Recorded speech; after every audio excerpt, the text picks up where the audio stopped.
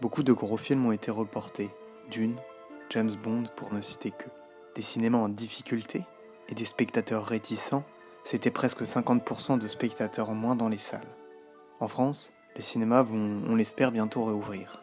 Disney, lui, avait carrément choisi de retirer Mulan des salles pour mettre directement son nouveau produit sur sa plateforme de VOD, Disney+. Comme une prophétie autoréalisatrice, la peur que les salles se vident ne fait qu'appauvrir les catalogues des cinémas et les a vidés encore plus. Étonnamment, quelques films ont attiré beaucoup plus l'attention qu'à l'accoutumée. Excusez ma grossièreté, adieu les cons. Ils ont pris la place que les blockbusters n'ont pas occupée. Parce que si la problématique de la SVOD, avec bien évidemment Netflix en tête, n'a pas attendu le coronavirus, c'est bien maintenant qu'il faut se poser des questions. Et si possible, trouver des solutions. Le cinéma en salle va-t-il mourir ? Faut-il abandonner les salles ?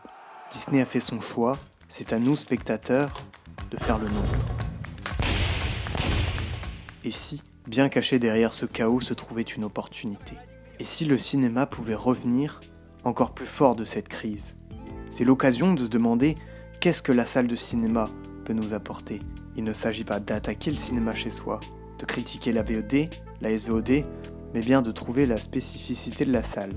Parce que les exploitants se battent, et dans leur combat, ils doivent forcément trouver des choses à proposer pour lutter contre le confort du canapé. Pour pallier aux pertes, ils ont plusieurs solutions.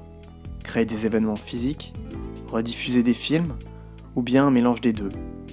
Et maintenant, qu'est-ce qui se passerait si à la place d'aller voir le prochain blockbuster, qui de toute façon ne va pas sortir, nous allons voir un vieux film, ou bien une rencontre, un ciné-débat, ou que sais-je.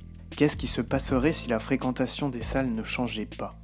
Ça voudrait dire que faire l'effort de récupérer la copie d'un film, c'est rentable, que ça vaut le coup d'organiser des rencontres, des avant-premières, des débats, des ciné-clubs. N'est-ce pas là l'occasion pour les salles de s'émanciper de Disney ? De toute façon, elles vont devoir le faire, qu'elles le veuillent ou non. En dehors des grosses villes, de ciné-clubs ou lorsqu'il y a une remasterisation, ce n'est pas la norme de rediffuser des films déjà sortis en salle. Parce qu'avoir la copie d'un film, ça peut être compliqué. Et si ça devenait une banalité ? Imaginez pouvoir faire découvrir à vos enfants le voyage de Chihiro sur grand écran dans 10, 20 ans.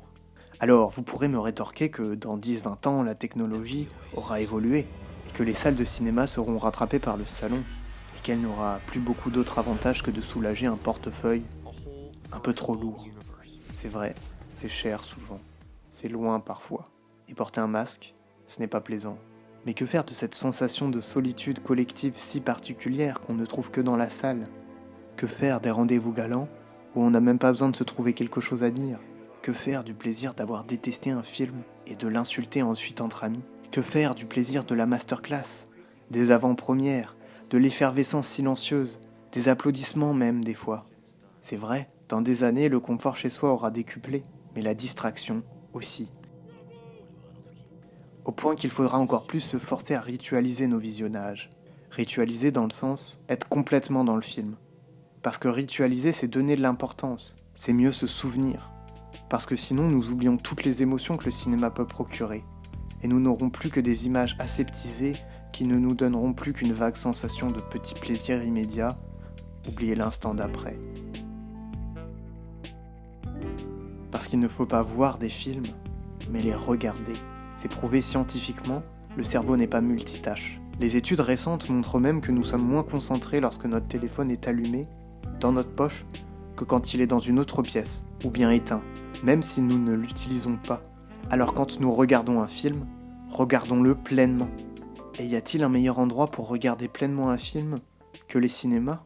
Aller dans les salles, c'est être actif. C'est faire un pas de moins vers le consommateur et un pas de plus vers le spectateur. C'est être plus libre. Parmi mes plus grandes expériences de cinéma, je suis fier de compter 2001 l'Odyssée de l'espace de Stanley Kubrick, Il était une fois dans l'Ouest de Sergio Leone, ou bien encore Millennium Actress de Satoshi Kon. Parce que le son et l'image étaient incroyables, oui, mais aussi parce que j'étais prêt à les accueillir. Maintenant, le choix nous appartient. Oui, le masque c'est contraignant. Oui, des salles vont sûrement fermer.